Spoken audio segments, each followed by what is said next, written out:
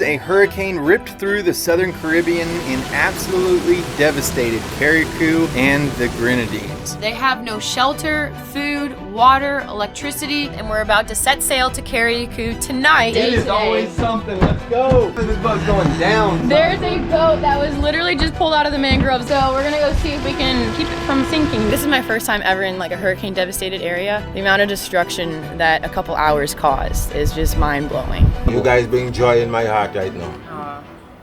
To think about it, I can say I can sleep good tonight.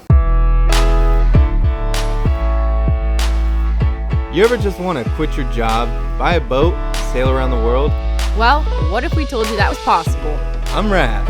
And I'm Sasha. With more willpower than money and a dream to become pirates, We bought a sinking sailboat and spent the next 9 months transforming it. into one of the sexiest boats on the 7 seas. There is nothing that can get in the way of us sailing around the world. So grab your popcorn, hit subscribe, and be prepared for one hell of a story. The story of our lives. This is the journey of Spirit Animal.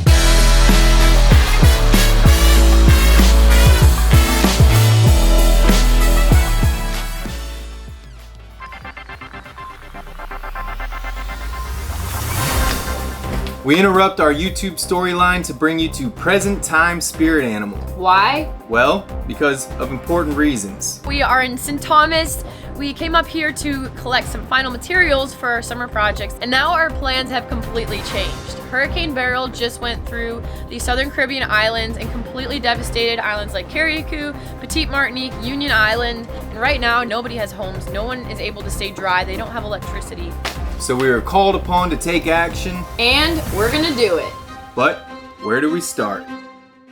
Well, it just so happens that our good friends at Spice Island Marine started a foundation called Rise Grenada, who have initial plans to help with relief and aid and long-term plans to help rebuild local businesses. Now, there were plenty of other organizations all trying to do great things, but the owners of Spice Island Marine are locals in the area and have many friends and connections on all the surrounding islands, so we decided to join forces with them, knowing that every dime was going straight to the locals.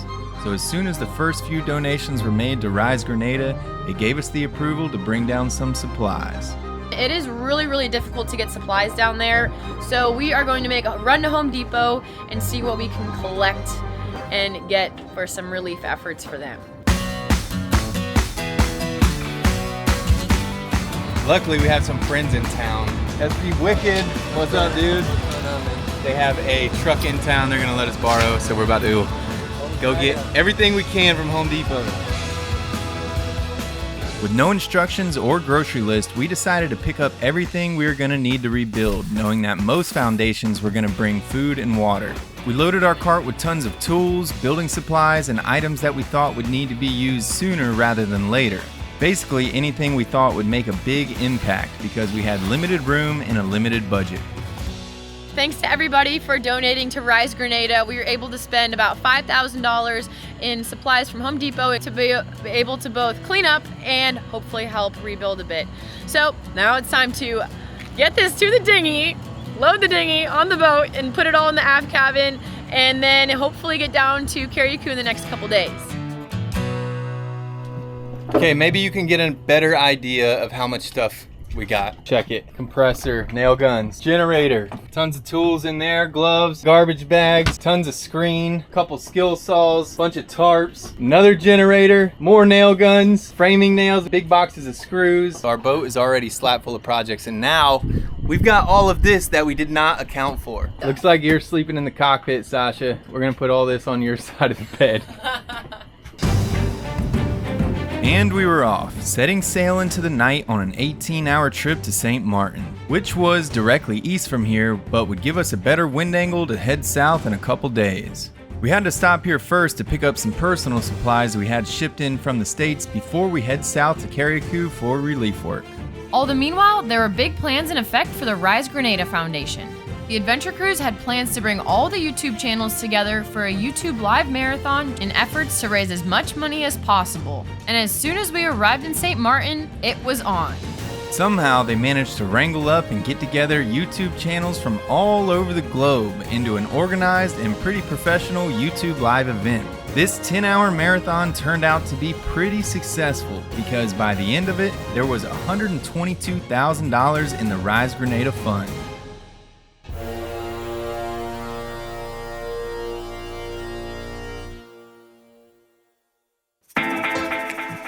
Once we got to St. Martin, we went to Budget Marine to pick up a bunch of plywood for an interior rebuild coming up, which we'd ordered a while ago for personal projects. And also while we were there, we stopped at Ace to pick up some more tools and supplies, and after talking to our good buddy Andy from Ocean Cruisers podcast, he enlightened us about some other cruisers doing a lot of good down in Carriacou. Sailing Fair Isles was one of the first on the scene, and they put together an awesome YouTube video about what happened in the mangroves. While most of us were heading down to go help the locals in the island, there were tons of sailors that got trapped during the storm and tangled up in the mangroves, getting eaten alive by mosquitoes and didn't have diesel or fuel to move their boats. We just got to the fuel dock here in the French side on Marigot by Sandy Hook Bridge, and we are getting a whole bunch of fuel because we are headed to Carriacou tomorrow morning. We're gonna fill up in diesel just in case anyone needs any, and fill up all the extra tanks that we have with gas. Yeah, hopefully it can help some people out down there.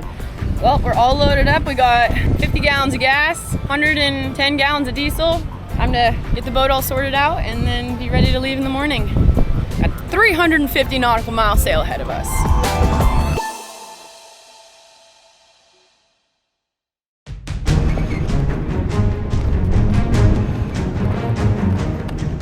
Well, we are officially leaving St. Martin.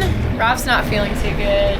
It was time for these two saltine crackers to set sail to Carriacou, a 3-day offshore passage with conditions leaning towards the not-so-favourable. Just minutes before it was time to pull anchor and hoist the sails, Raph fell victim to a stomach bug that had him bent over the back of the transom like a rooster at sunrise. It was safe to say the waters were well chummed. Needless to say, there was a deadline to meet, and they had no choice but to press on. A volunteer construction crew had already been organised to fly into Carriacou in 3 days' time, and these two knuckleheads had all of the tools. If Sasha wasn't made from the bones of a Viking and the blood of a pirate, they would have been screwed. Well, we have gotten tossed around quite a bit today. We are 150 nautical miles in. We have 200 nautical miles left. Winds have picked up to about 26, 27 knots. We just put a second reef in the main and have about, I'd say, a quarter of our head sail out. We're still cruising at 6.5 knots. We potentially have a squall in front of us. Sailing is not always fun. You can get tossed around significantly. We've had quite a bit of water coming into the cockpit, like boat's been nose diving some of these rollers. It's really hard to show you guys just how big they are, but seas have not been very nice to us today. The majority of the trip was spent pinching the wind at a 60-degree angle, pounding into waves, current, and thunderstorms. Sasha was forced to take longer shifts and carry the weight of the ship, while Raph only stood up to feed the fish and wipe his tears.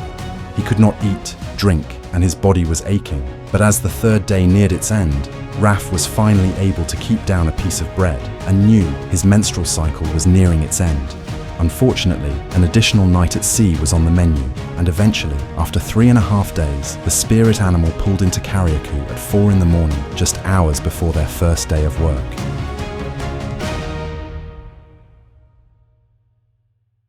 All right, it is 9 a.m. and we are in Carriacou. We got here at 4 a.m. Yeah, we got here at 4 a.m., so we got a couple hours of sleep. But first glance, you can obviously tell that the island went through a hurricane. Stripped of greenery, and the houses look Stuff everywhere. just as bad as all the drone shots. So, we're finally seeing it in person, and it's pretty crazy. Let's go meet up with the crew. Hello, everybody. What's up, guys? This group of unsung heroes are with the United Aid Foundation, who flew them in on their own dime so the funds raised from Rise Grenada could be stretched as far as possible. UAF provides relief and aid all over the world, and I've had the pleasure of joining this crew on many missions, such as going to Haiti 15 times and building over 30 houses. We also met in the Bahamas and rebuilt some kitchens after Hurricane Dorian, and now we meet again here in Carriacou.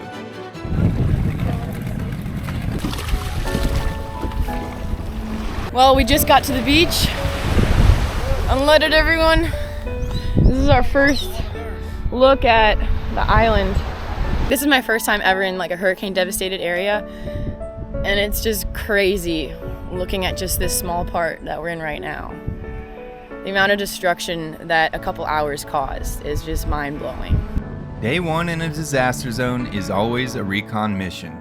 First thing we had to do was spend the next couple hours unloading the entire boat and getting everything to shore, and then address other hurdles like finding transportation, figuring out where we're going to keep the tools, figuring out which jobs to attack first, finding materials for the jobs, and of course, feeding the crew. Hi guys, I'm Hi, Allison. Sasha. Nice to meet you. Welcome everybody. Allison is the owner of Paradise Beach Club, and we were supposed to start on this project first because she wants to start a soup kitchen for the local community. But there are guys tying rebar, getting ready for the new foundation to be poured, so the boys set out to find another project. So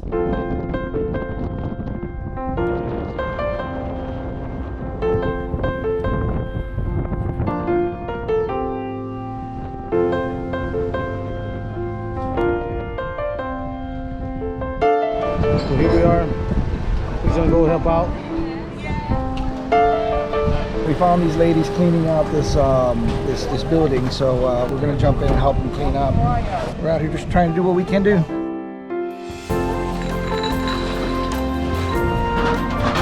So we spent the next few hours cleaning up trash and prepping tarps to be placed over the houses once the owners were ready.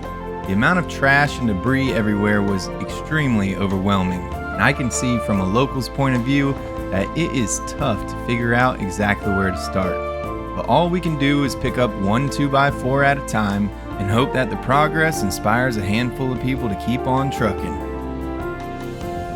After a while, we kept on moving in hopes to find a project where we could put our skill sets to use. There's a lot of organizations that can throw up tarps and hand out food, but we were sent here to help rebuild. And now we only had 2.5 days to find both materials and a project that we could tackle.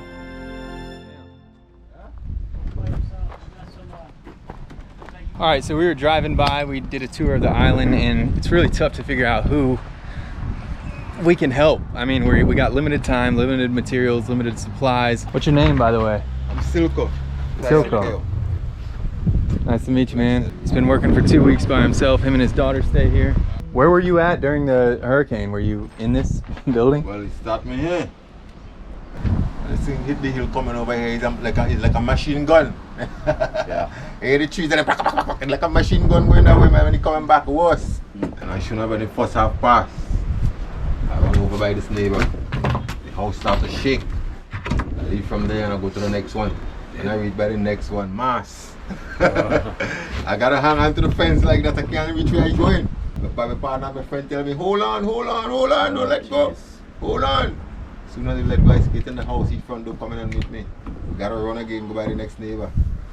Crossing the road, see the container coming and hit us. Wow. We gotta run. So we end up in a garage.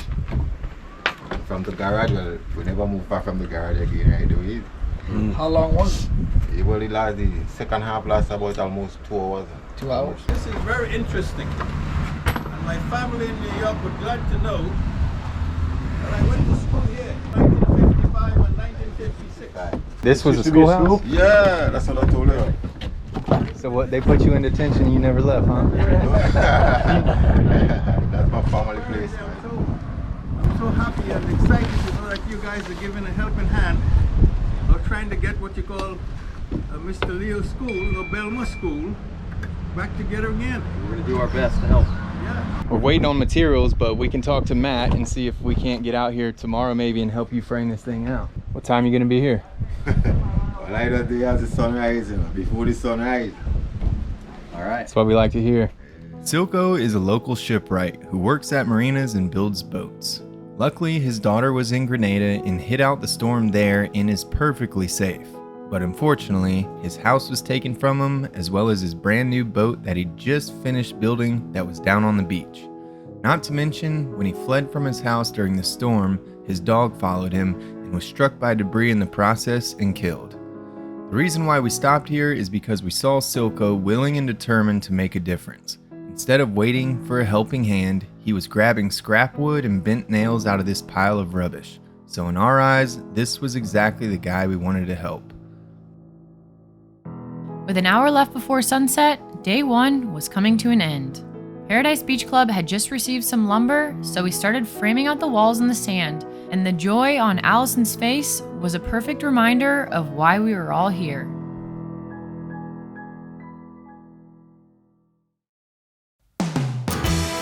It was day 2 and we went ahead and got started at Paradise Beach Club because that was the only place we had lumber. So we built the exterior walls and then stood them up.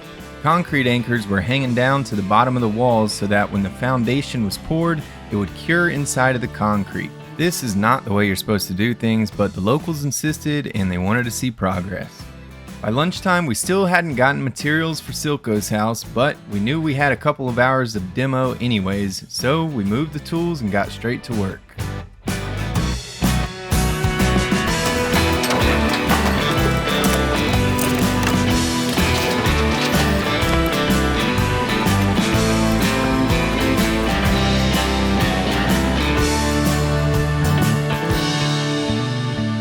Finally got our hands on some materials, but they didn't arrive on site until 3 p.m., which means we were going to have less than a day and a half to try and get this project as far as we could.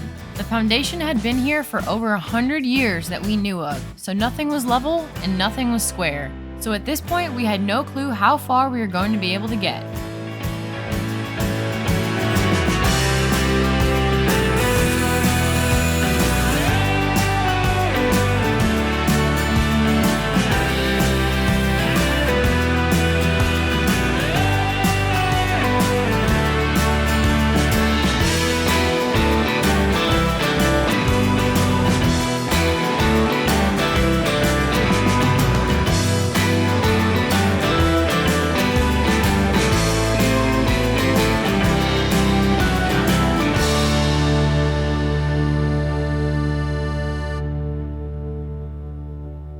This is a glory to me. You guys bring joy in my heart right now. To think about it, I can say I can sleep good tonight. Whether a mosquito bite or not, I won't feel them if they bite me tonight. Well, it really makes an impact, like, as us cruisers, to be able to come to these islands, and you guys are always so welcoming. Like, this is how we can give back to you guys for being so friendly all the time. And it means a lot to us to be able to help. Yes. Well, I hope you guys keep up the good work, you know what I mean? Yeah. A lot of people will appreciate this. Yeah. Very really proud of you guys. That's good to hear, man. Good to hear. And your name is Mitchell? Frankie Mitchell. Frankie Mitchell. I was born here. On that property? At that property. I grew up here with my grandmother land, but I'm really excited about this building because, like I said, I went to school here, and that was sitting there since in the 50s, but we used to sit on the floor. Yeah. Because there were no benches. Nope. Oh, so it was just an empty floor? Just an empty floor. You sit on the floor. So how do you feel about the UAF and Rise Grenada coming in and rebuilding it? Fantastic, fantastic, because this guy who's sitting there right now, he's trying to rebuild it all alone. I know. And I'm feeling so sorry for him. I'm saying this guy probably going to be there for 10 years from now trying to get his. That's kind of like what these guys saw. They're like, this one person is up there building this roof by himself, just going at it, you know. He's determined to fix this house up. Glad to have you guys around. Thank you. Okay? Okay. Hold it down.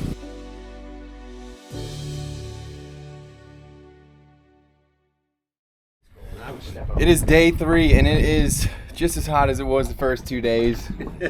We are not looking forward to getting out there, but we got the biggest day of all the days because the materials are on site. We got a nice start on the project yesterday, and we have pretty much an entire house to build today. Let's get it, boys. We're done. It was the crew's final day, and we didn't waste any time.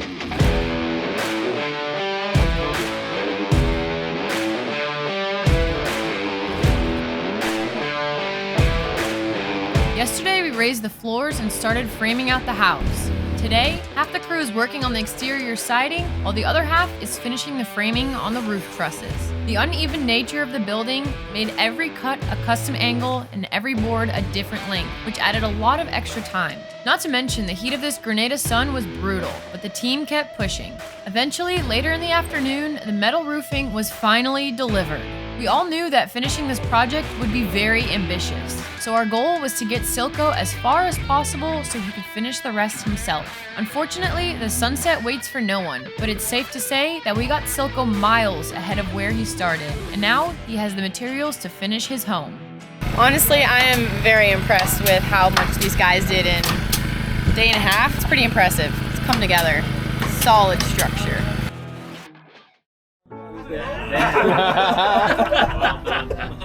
Well guys, it is the last night and our crew is obviously spent. We changed some lives, we did as much as we could in the days we were here, and the trip was an overall success. Thank you to the UAF for flying out on their own expense. Thank you to Rise Grenada who you know, raised the money to buy all the materials, and thank you to Christine and Scott who sailed up here in this beautiful catamaran. Obviously it's loaded down with gear and sweaty dudes right now, so you can't see how nice it is, but these guys also run charters through the USVIs and BVIs. They're both very nice, very accommodating, and we'll put their information in the description below if you guys want to take a charter with them. Good job, guys. Yes, bravo. You guys did an amazing job. I'm highly impressed by how fast you guys put that up. Like, very impressed. The crew had to leave bright and early the next day, so Ralph and I took a stroll to the mangroves to see if we could find any cruisers that needed a helping hand. Last we heard, a bunch of them were living in their boats, all tangled up, getting eaten alive by mosquitoes, and in need of diesel to move their boats. When we got back there, we were pleased to find out that a lot of these boats had already been removed. However, that's when we met Gus. He's one of the local guys that's been helping all the sailors in the mangroves and informed us that tonight there would be a very high tide and they were going to try to pull out some more boats.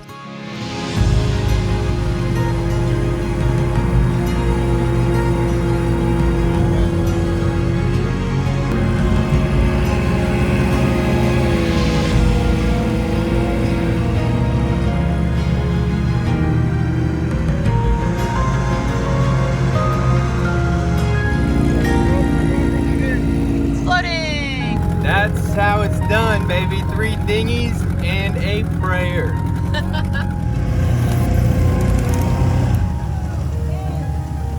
We made it! Never give up, never surrender. Full speed ahead! One more cruiser free from the chains of Hurricane Beryl. We managed to help out many others this week, which we failed to get footage of, and then began to edit this episode. But as we know, the universe doesn't give Spirit Animal much time for that. It is always something, let's go! Yeah. What do you want to tell them about the weather? This boat's going down. There's a boat that was literally just pulled out of the mangroves like yesterday, and with the swell that came in today, it's taking on water through the massive hole in its bow. So we're gonna go see if we can keep it from sinking. No one's on board. I went over and took some pictures. I posted on Carriacou Cruisers forum, tried contacting the guys that are in charge of pulling the boats out of the mangroves. This boat looks like it's going down any second.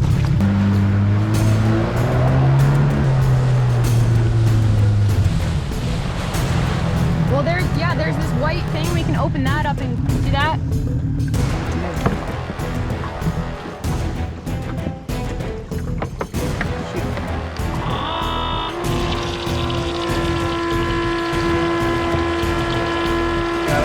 Pumping out faster than it's coming in.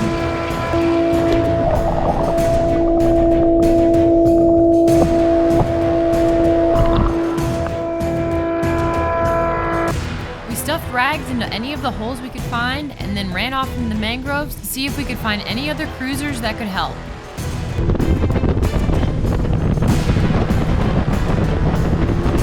Manua CI is about to sink. You just towed it out a couple days ago. The white cat, the plywood cat, it's about to go down any We have this second. very small pump on it, but it's not enough.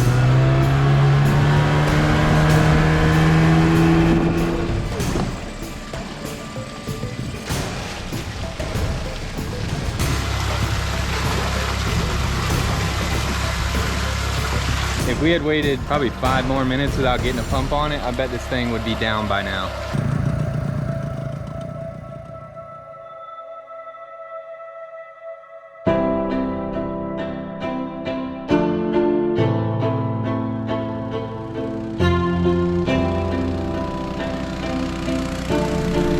As you can see, the sailing community comes together as always.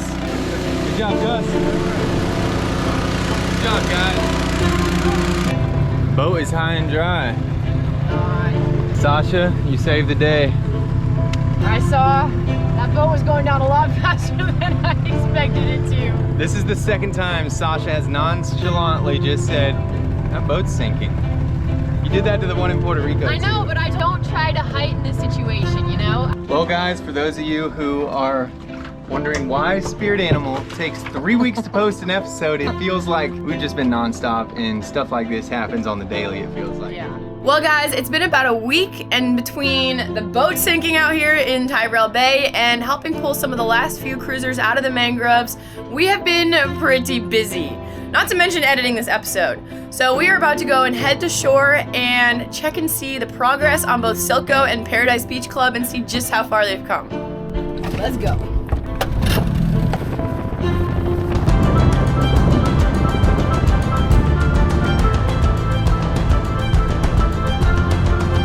As we pulled into Silco's, we were amazed at what he had gotten done by himself over the course of a week.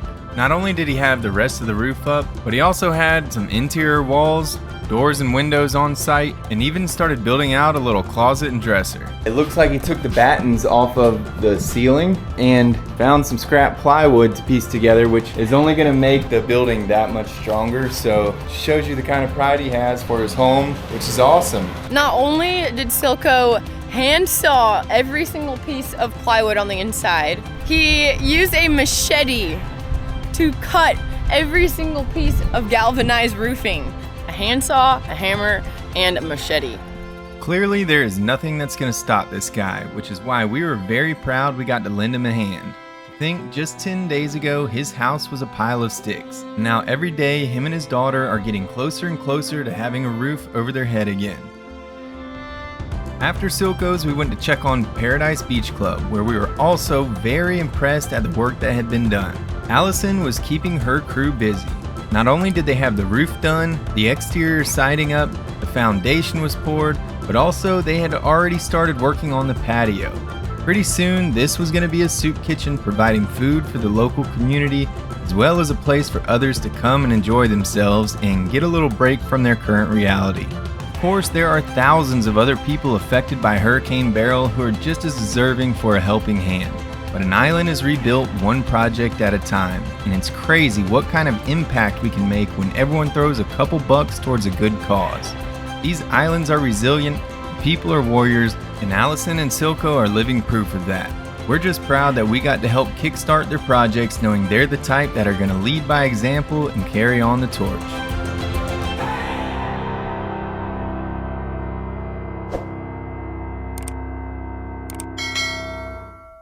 It has been crazy here in Carriacou. I know we jumped forward to real time, but we're not gonna leave you hanging on everything you missed between here and Puerto Rico. We're gonna actually jump back and show you all the cool and crazy things we did. There's probably what, 5, 6, 7 episodes in between now and then. And then we'll jump back into real time where we're probably gonna be in the boatyard. So, you know, it's better you go see all that fun stuff first before we get back to work. Back to the hard work. Yes. Yep. And anyways, we also want to give a huge thank you to our patrons. You guys really keep this journey alive. And our upper tier patrons who get a plaque on the Spirit Animal. And also thank you so much to everyone who went out of their way to donate to Rise Grenada. This is what you guys helped make, and as well as Paradise Beach Club and a whole handful of other projects. You changed some lives, and none of this could have been done without your support. So thank you guys so much, and we will see you next time here on the Spirit Animal. Notice how I said next time and not next week. Hopefully next week on the Spirit Animal. Bye guys.